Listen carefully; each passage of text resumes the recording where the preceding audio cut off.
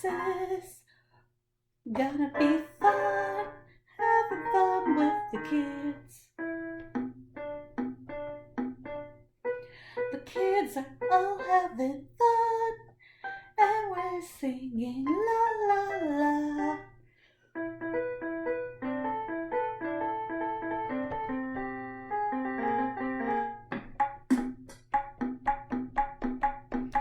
And we are going to review some toys. Yeah, I'm not that great at this, that's why. Don't worry, I'll probably come up with another one. I'm not so great at this. La la la la la. Hope you enjoy the day and this video.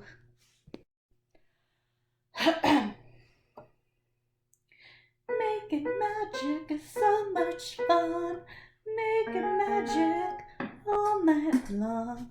We're gonna be doing some magical things. Making magic, no matter what it brings. We're making magic. We're making magic. We're making magic.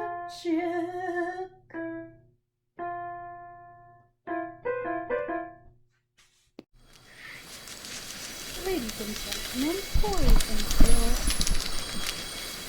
I am going to read some Peter Rabbit to you. I figured with school and everything, maybe a little reading would be fun. So we're going to read some Peter Rabbit. This is like a whole collection of Peter Rabbit. But first I'm going to find this little... It has like its own built-in bookmark. Yes, this is Jade's book. Yes, she is out of school. We're doing what we can at home. The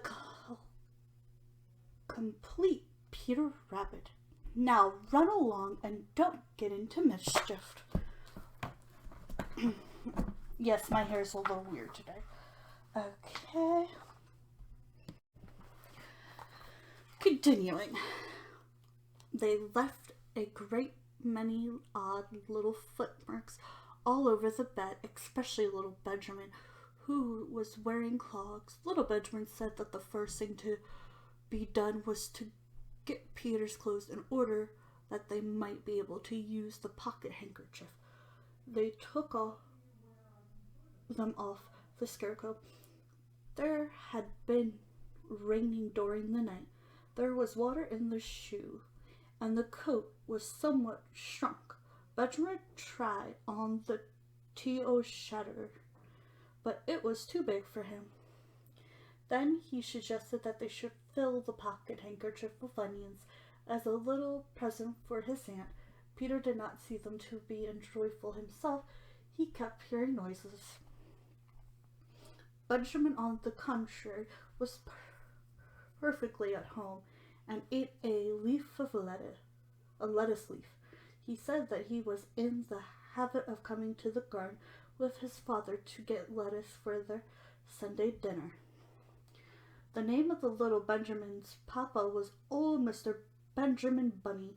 The lettuce certainly were very fine.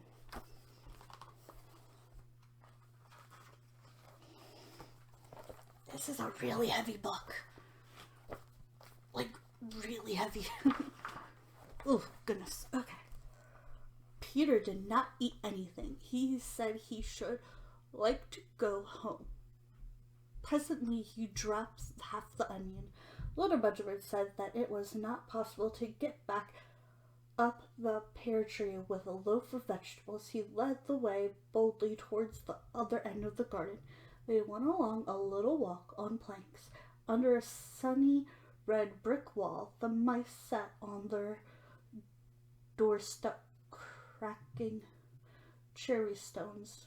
They winked at Peter Rabbit and little Benjamin Bunny. Presently, Peter let the pocket handkerchief go again. They got amongst flower pots and frames and tubs. Peter heard noise worse than ever. His eyes were as big as lollipops.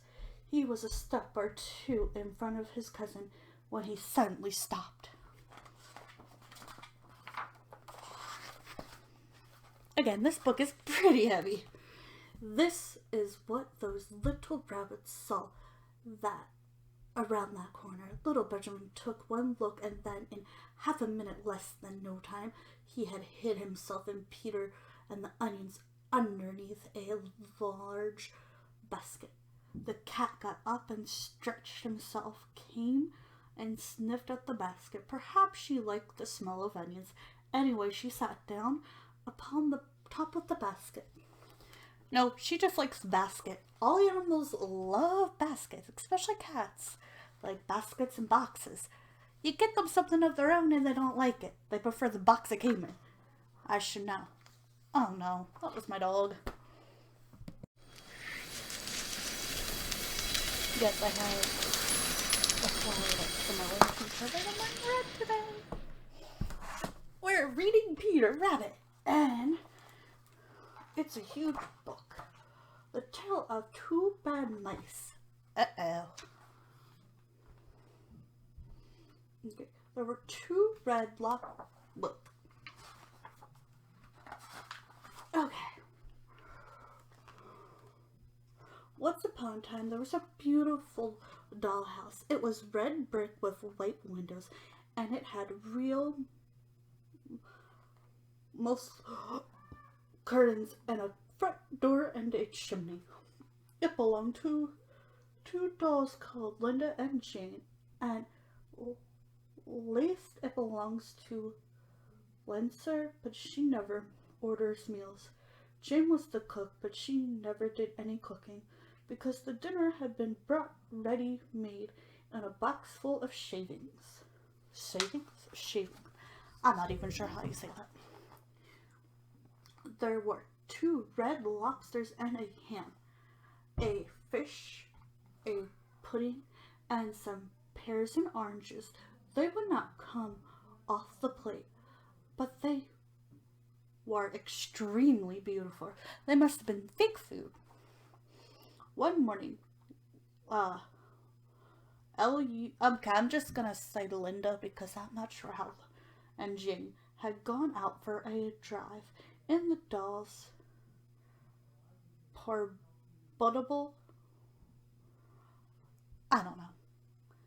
There was no one in the nursery, and it was very quiet. Presently there was a little scuffle, scratching noise in a corner near the fireplace, where there was a hole under the skating board. Tom put out his head for a moment, and then popped it up again.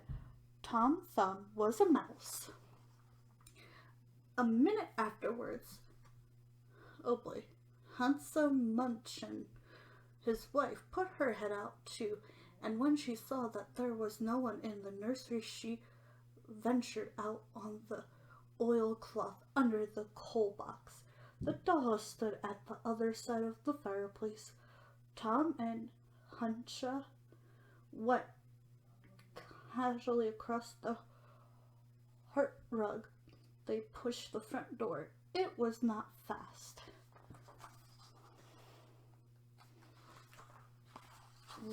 Tom Thumb and Huncha Muncha went upstairs and peeped into the dining room. Then they squeaked with joy. Such a lovely dinner was laid out upon the table. There was tiny spoons and lead knives and forks, and 2 doll chairs, all so convenient. Tom set to work at once to carve the ham. He does realize this is fake food, right? It was a beautiful shiny yellow, streaked with red. The knife crumbled up and hurt him. He put his finger in his mouth. If it's not boiled enough, it is hard. You have a try, Huncha.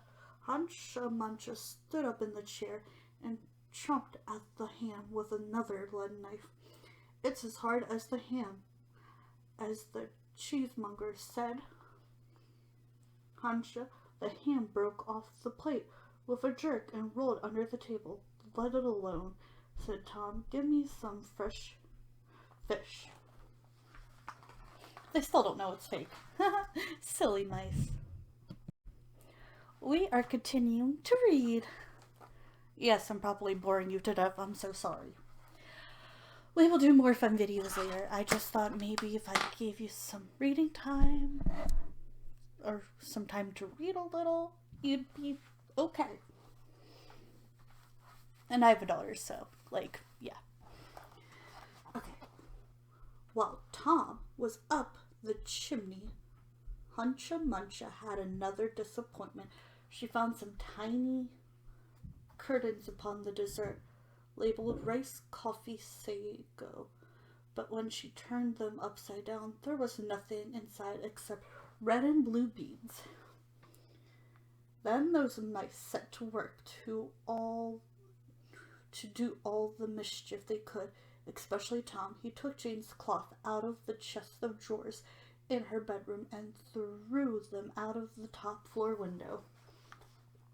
But Huncha had a singular mind. After pulling half the feathers out of a Lunston bluster, she remembered that she herself was in what of a feather bed. With Tom assisting, she carried the bluster downstairs and across the hearthrug. It was difficult to squeeze the bluster into the mouse hole, but they managed it somehow. Then Huncha Muncha went back and fetched a chair, a bookcase, a birdcage, and several small odds and ends. The bookcase and the birdcage refused to go into the mouse hole.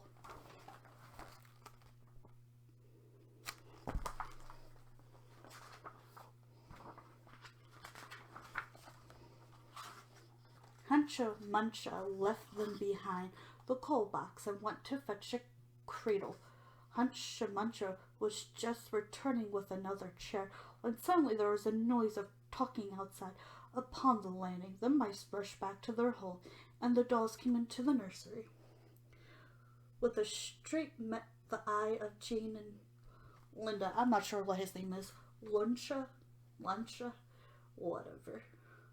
Sat upon the upstairs kitchen stove and stared, and then Jane leant against the kitchen dresser and smiled, but neither of them made any remark. The bookcase and the birdcage were rescued from under the coal box, but Huncha Muncha got the cradle and some of Lunch's clothes.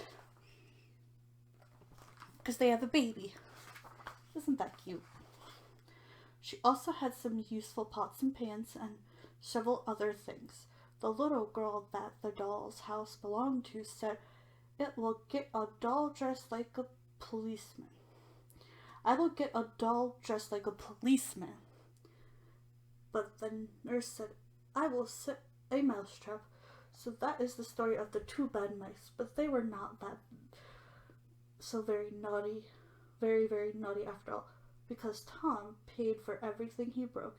He found a crooked Spencer under the hearthrug, and upon Christmas Eve, he and Huncha Muncha stuffed it into one of the stockings for Jane and Linda, whatever. A very early morning, before anybody is awake, Huncha comes with her dustpan and her broom to sweep the dolly's house. There's so many fun stories in this book.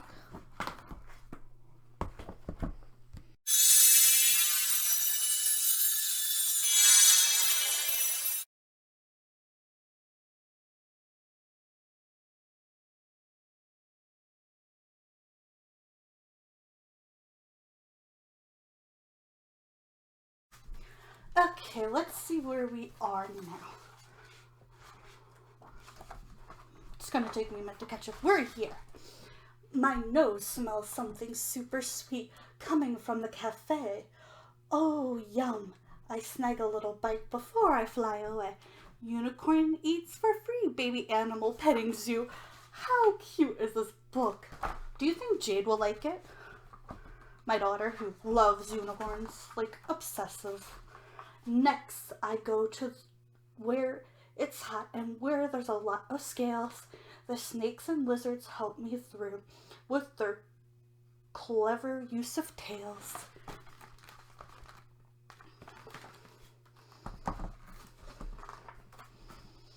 I'm a big again, and with more friends, these monkeys make me laugh, but I will have been caught easily if not for the giraffe. Whoa, look at that giraffe. That is so cute. It is adorbs. What's over there? A paddle boat? This could be lots of fun. I would stay in the water, but my friends are roaring run. She springs with lions. That is so cute.